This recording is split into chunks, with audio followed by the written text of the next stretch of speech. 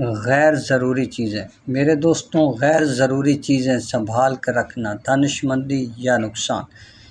غیر ضروری چیزیں ختم کرنے کے فوائد: نمبر 1 ذہنی سکون، نمبر 2 گھر میں کشادگی، نمبر 3 صفائی میں آسانی، نمبر 4 وقت کی بچت، نمبر 5 مثبت اور منظم طرز زندگی۔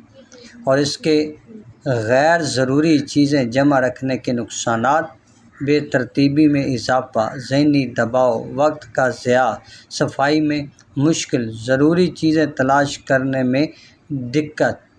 بعض اوقات زندگی میں نئی چیزیں حاصل کرنے سے زیادہ ضروری غیر ضروری چیزوں کو چھوڑ دینا ہوتا ہے۔